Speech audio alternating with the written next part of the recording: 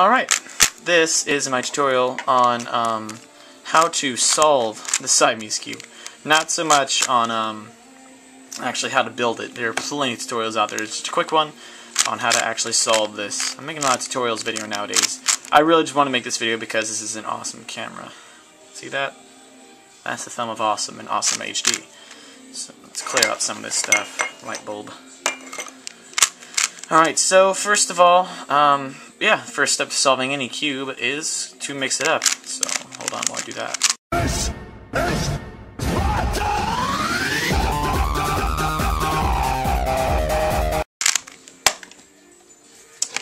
Alright, so first thing you might notice is that you can only turn, you cannot do D, that D finger trick, you cannot do F, you cannot do B, you can technically do L, but only if it's followed by an F and then a U, but I don't think any of those algorithms out there, and there's no point to them, so you can't really do L's, because you can't just do that and then do another U, or D, anything like that. So, same thing for both, you can only turn, so what the faces you can turn are U,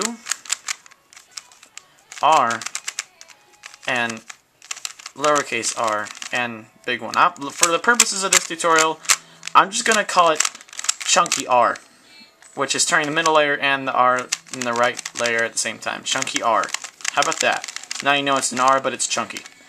So, probably could use that in my 4x4 tutorial, but whatever.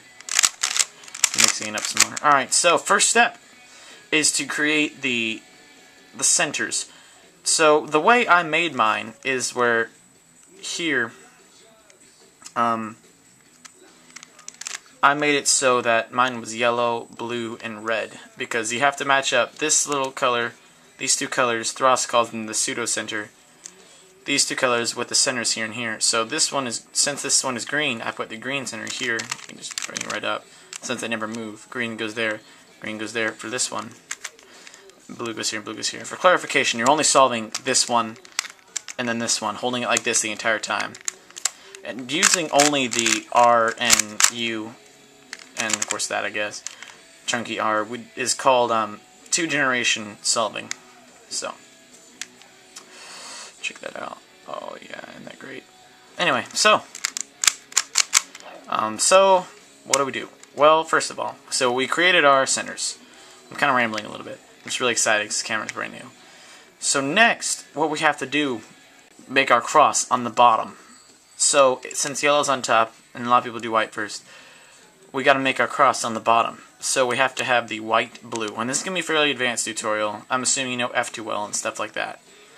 If you haven't, then learn it. So, we need the white, blue. So where's the white, blue? There it is right here. We bring that up.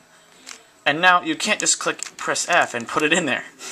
So what you have to do is you have to, fake F by doing a chunky R2. So now you can put it down. Then you put it in there, and as long as you bring it back down, there you go. Always make sure to bring it back down whenever you're messing with your cross. So now, let's do our white red. Here it is right here. So, and we can't just do F.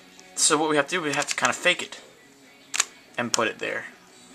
But that moved this blue over here. So as long as we bring this down, when you put it back, we put it down. So this move right here is supposed to facilitate F. So this is a pretty tough cross because right here, none of them have been going well. This right here, we're going to have to bring down. So do an R, then bring it up. Make sure you keep track of this. Put that where it needs to be. Bring it back down. And since this move always messes that up right there, so we're gonna put that back down. So now is the really weird part. F2L. F2L on this thing is it's not fun. So I'm gonna do a couple of cases here. So right now, oh, and always do the back one first. I think it's easier that way. So here's our white, red, green, and our red, green. So if we do it like that, we can bring this over. Oh, yeah. This is made out through store-bought, so turning isn't that great. There we go. We can insert it. Now this is kind of like the opposite case, where it's on this side.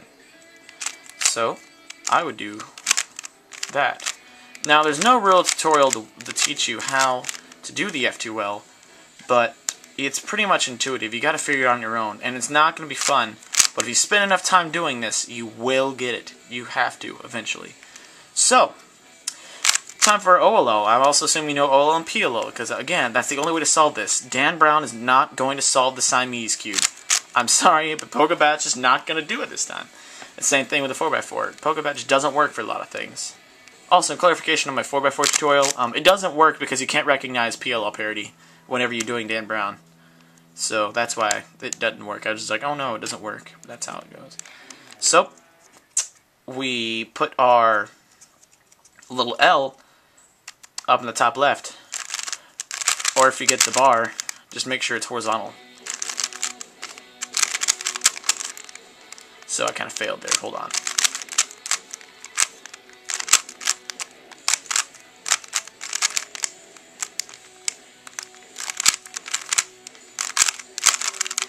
Alright, so we got our bar. And so, you might be wondering, what the heck was that? Well, that was this alg. So, chunky R2, U, chunky R2 prime, R, U, R prime, U prime, chunky R2, U prime, chunky R. So, whenever this right here, our little L, you have to put it in the top left. So, put that up there. Then, so, I'm kind of walk through this because there's something special about this. Whenever you have it up there, you do the alg, and that'll give you the bar. And when you have the bar, you keep it horizontal. There you go, your OLO. But something special a lot of people don't know is I figured this out, screwing around with it. If you have your little L up here, you can do that once. Then do the RU, R prime, U prime twice, and it'll solve it for you. Ha ha ha. Now I know that this is, I can't remember what this one's called. It's got headlights in front and the kind of chameleon in the back. So you have to, oh yeah. So let's just assume there isn't a 2-gen OLL. There. So you'd say you tried to do, you're like, alright, OLL time. But, oh, I can't do my F here, so I'll put it there because I'm smart. Well, not so much. So just keep screwing around with it until you get one that you can't do, like anti-soon here, or anti-soon. And what's cool about PLL is you can only get edge cycles, and I got a nice little clockwise, and it's solved. I had to do the same one, the other one the same way.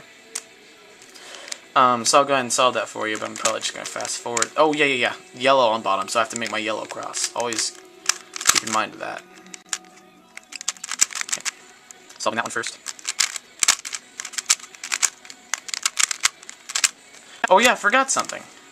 So whenever you're going to put this one in, and you're having a hard time putting it in like this, the alg to do this is chunky L prime, U prime, L, U, I guess that would be L slice. Yeah, alright, because I'm not doing that. So, yep, just continue solving it. You have to, well, yeah, put that up there. Do that twice. Keep doing the OLL until I get something I can do, which is this. Only edge cycle. Oh yeah, and if you can't do it like this, go ahead and just turn the top layer. And that is how to solve the Siamese. Fairly advanced tutorial, but hey, that's how it goes. Bye.